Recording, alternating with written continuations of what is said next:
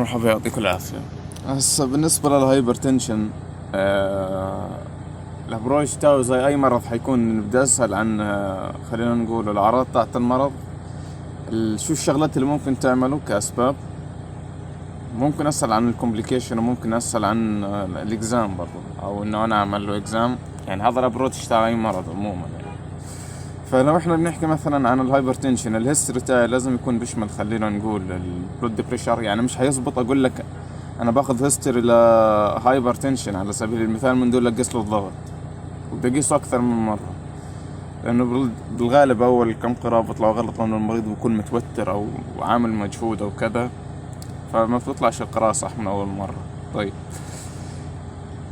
اكيد بدي اسال عن الفاميلي هيستوري، لانه كل ما كان في اكثر واحد من العيله صاير عنده ضغط، وبالذات على عمر صغير، كل ما زادت الريسك بالنسبه لك. الكوموربيديتي يعني مثلا يكون اوبيز مثلا ودي ام على سبيل المثال، وسموكر، يعني هذا عنده ريسك عالي لموضوع الهايبرتنشن. طيب، آه الكارديوفاسكولار ديزيز اللي لها دخل كريسك فاكتور في الموضوع، هي زي على سبيل المثال مثلا هارت فيلير على سبيل المثال.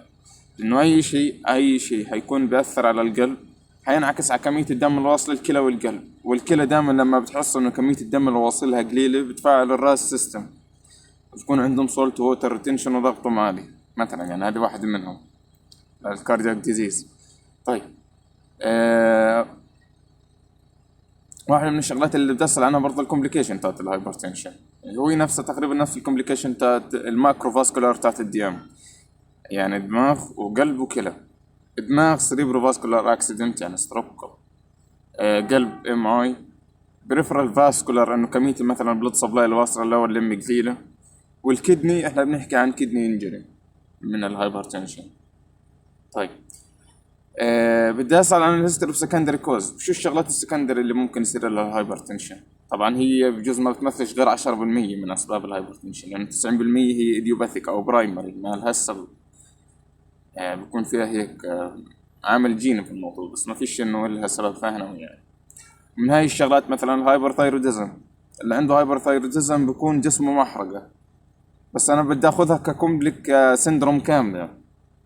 يعني اللي حيكون عنده هايبر ثايروديزم مش الشيء الوحيد اللي حيكون عنده ضغط، حيكون سكر وضغطه عالي، وحيكون في عنده ويت لوس لانه بيحرق كثير، وحيكون بجوع مثلا وما بقدرش ينام، وعنده مشاكل في الليبيدو خلينا نقول رغبة وكذا. فاحنا بناخذها كمتلازمة كاملة، ما بزبطش انه اخذ بلد بريشر لحاله. فانا بدي اكون ماخذ هيستوري كويس من المريض. رينال.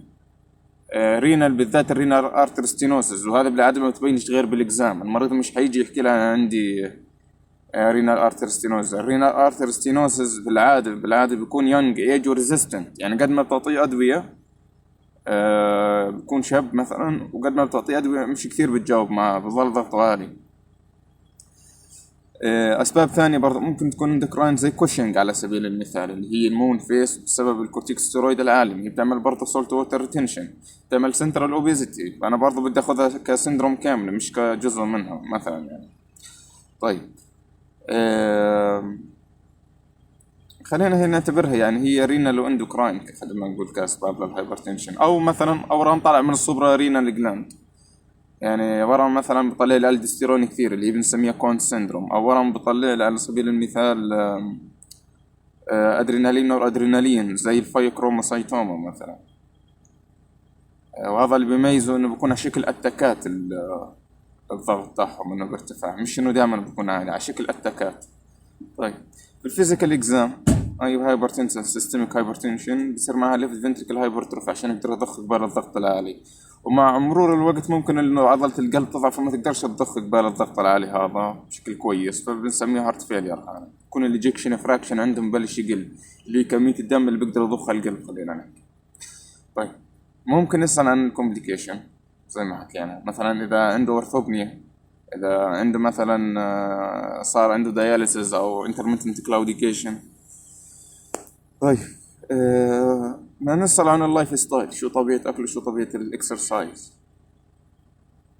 طيب، هسا أي مريض ضغطه عالي من أول مرة مش هسميها هايبرتنشن، لازم أحسب له الضغط أكثر من مرة عشان أسميها هايبرتنشن. أنا بسميها elevated blood pressure أو high blood pressure.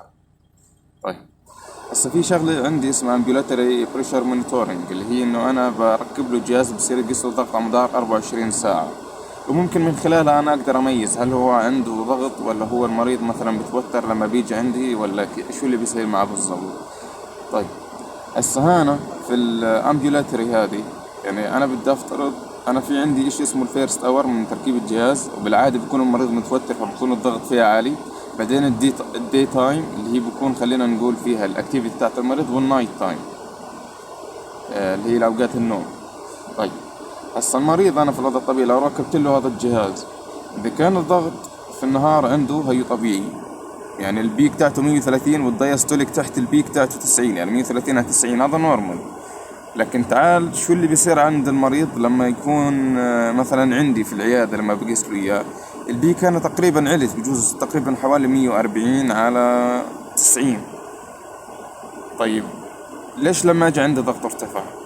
بكل بساطة هي بتكون رهبة من الدكتور، فغالبا هي بتكون اللهم صل على سيدنا محمد شغله بنسميها وايت كوت سندروم. يعني انت لما تقيس له الضغط في الدار، او هو لما الجهاز بكون في الدار الضغط بكون عنده نورمال، اول ما يشوف الدكتور اول ما يجي على المستشفى بتوتر ضغطه بيرتفع، هذا الوايت كوت سندروم.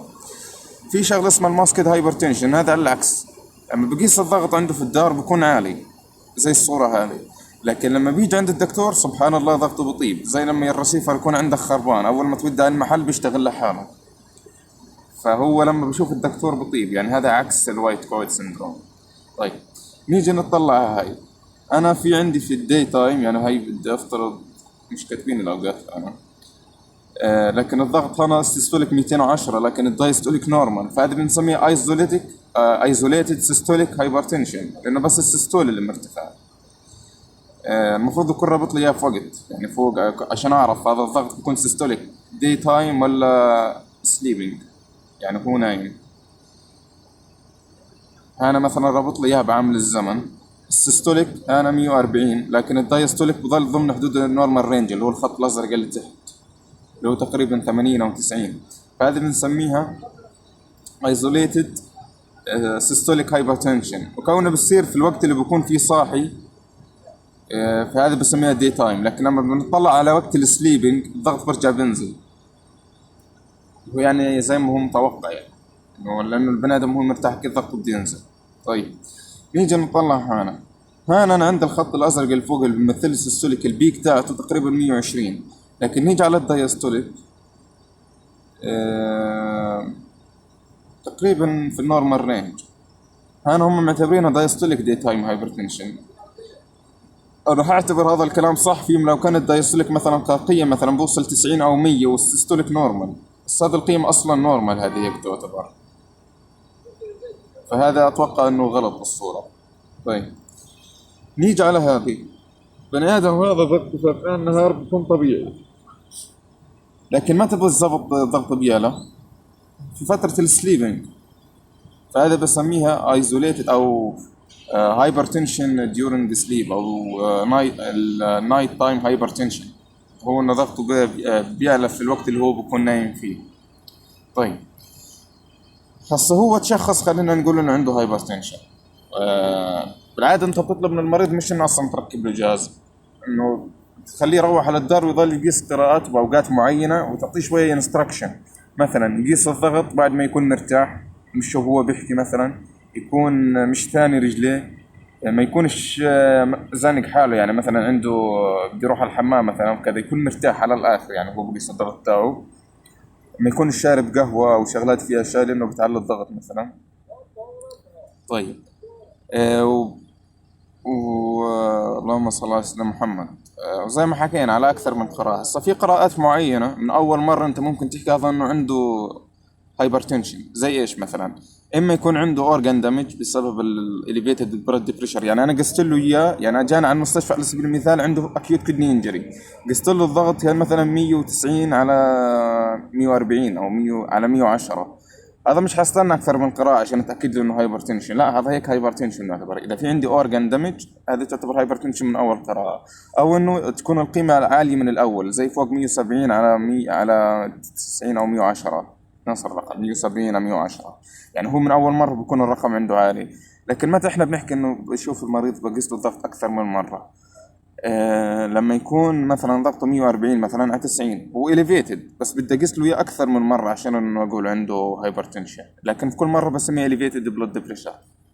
طيب التريتمنت اوف هايبرتنشن خلينا نقيسه على شكل سيناريوهات، بعدين انه نيجي في انه شو الادويه عموما، وخلينا نعمل زي تجميعات. الاس انهبيتور او اي ادويه بتشتغل على الرينين، الاس انهبيتور والانجيوتنسين ريسبتور بلوكر اللي هي الار، والبيتا بلوكر، والصوديوم سبيرنج دايوريتيك، هذول العامل المشترك بيناتهم كلهم بيعملوا له هايبر كاليميا، فمش حاعمل كومباينيشن بيناتهم عشان اوطي الضغط، عشان ما يصيرش في عندي اريثميا كارديا. طيب الاس انهبيتور ممتازه جدا اذا انا كنت بحكي عن بني ادم عنده هايبرتنشن ودي ام، انه الاس بروتكتيف الدي ام. بنظريه شو؟ بنظريه انا اتوقع حكيتها في محاضره الدي ام.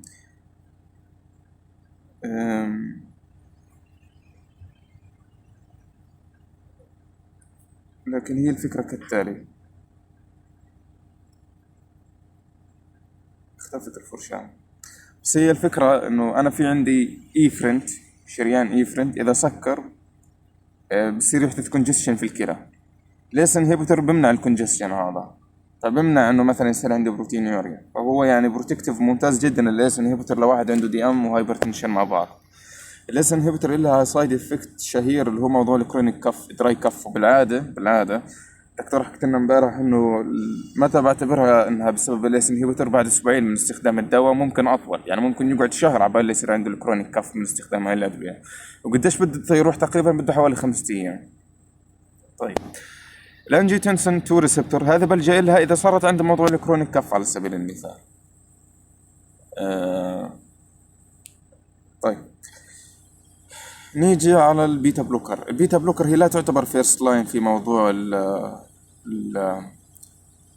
اللهم صل على سيدنا محمد، في موضوع الهايبرتنشن سكند لاين تعتبر.